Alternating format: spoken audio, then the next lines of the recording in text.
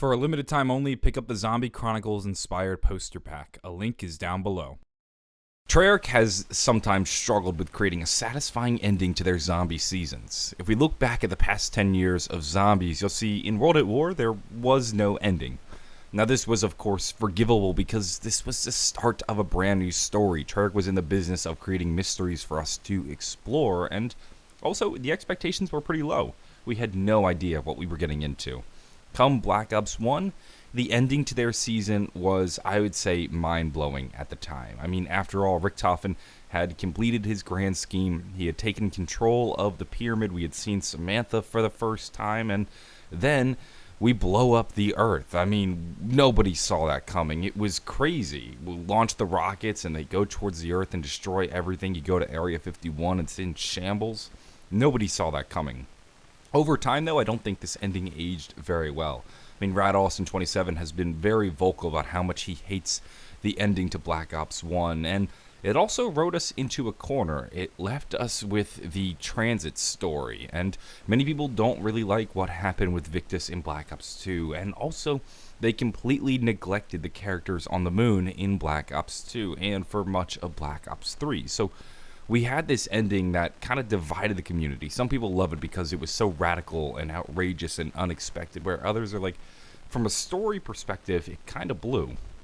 Now, come Black Ops 2, the ending, I think, is universally hated, especially when it came out. Everybody was pissed off at the notion that everything we had done in Zombies was a children's game, and admittedly, we didn't understand it, but this is when Treyarch started playing a game I like to call Just Trust Us.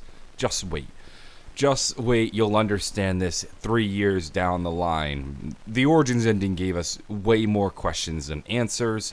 It was incredibly unsatisfying because it didn't even relate to the previous maps in the Black Ops 2 season. It didn't even seem to fit in well with Origins. There was no way you could kind of map out that Origins ending with anything we knew in the Black Ops 2 zombie storyline. It was incredibly frustrating. Now, it did set up the rest of the Black Ops 3 storyline, and we eventually started to understand it, sort of, but that's not what you want for a conclusion to your game. A conclusion to your game is supposed to be satisfying, wrap up and tie together everything you've done in the previous iterations in that season. This ending did the exact opposite. And I understand why, but I think the community can agree this might be the most hated ending to a zombies game ever. Black Ops 2's ending sucked. Black Ops 3's ending also was disliked by a large portion of the community, and again, it fell into the same pattern as Black Ops 2, where it felt unsatisfying. Now this time, not because it opened up so many questions, but it just felt in a way pointless. So we learned that our characters are stuck in a cycle. Monty sends them back in time to the Great War, and that was kind of cool to see, but there was no progress. It felt like we had done all this work in Black Ops 3, we had collected all of the souls, only to then just get stuck in the cycle again. And Jason claims that nobody fully understands the Black Ops 3 zombies ending, and that we just have to wait. Just trust them, and that's something I feel like we hear all the time when we're discussing the ending to Treyarch maps. It's like, just wait, just trust us, you'll finally get some payoff down the line. But it's like, no, that's not the point. The endings are supposed to be the payoff to the whole season. The ending isn't supposed to be a setup for a payoff 4 years down the line. That kind of storytelling makes you want to pull your hair out. Now this video isn't supposed to be an attack on Treyarch's endings. Instead, I want to talk about the ending to Black Ops 4 Zombies. What are we getting ourselves into? This will most likely be the ending to the Eather Storyline in general. This is something that's been teased in a number of bits of promotional material, and also Treyarch gave us a brand new story, and while these stories are running concurrently, it's thought that the Eather story will pass on the torch to the Chaos story, and the Chaos story will run with it. I wouldn't be shocked if by the end of Black Ops 4 we've reached the end of the Eather story and there are no more chronicles in that story to tell. But how will Black Ops 4 Zombies end?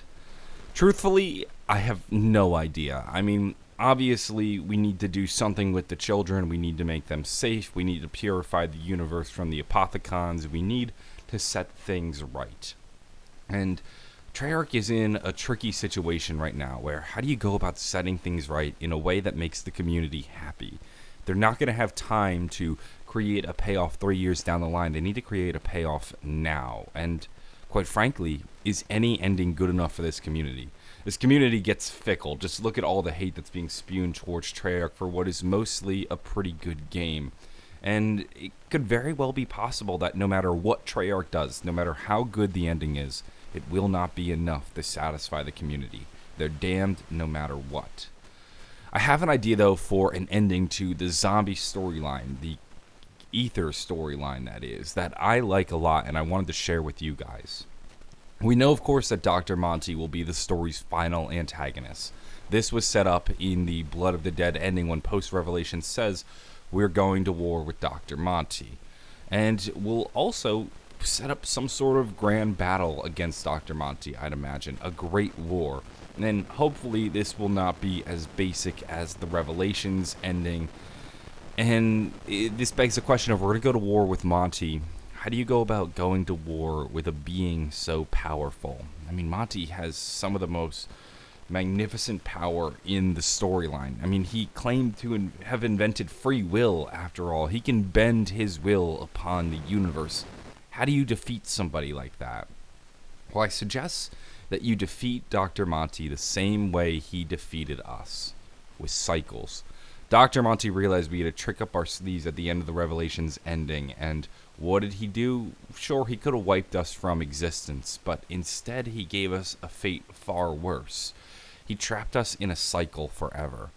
Now, when you die, it's like snuffing out somebody's torch. It's like just giving them that final blow and ending the suffering. But when you trap somebody in a cycle, they're set to suffer a hell and a torment for eternity. And it's been a major part of the zombie storyline. Think about it. Cycles were huge in Mob of the Dead, and then we discovered that our characters have been trapped in a massive cycle the whole time, and they're being tortured in this cycle forever. What if we trap Monty in a loop, though, to end Black Ops 4? Now, let's assume that this cycle is something that Monty can't break out of. He would be imprisoned in it forever. And once in this cycle, he could no longer harm the children, and it'd be a taste of his own medicine. Listen to the Mob of the Dead characters describe their time in the cycle, and it's hell. Watch the music videos and see our characters die endlessly in brutal different ways.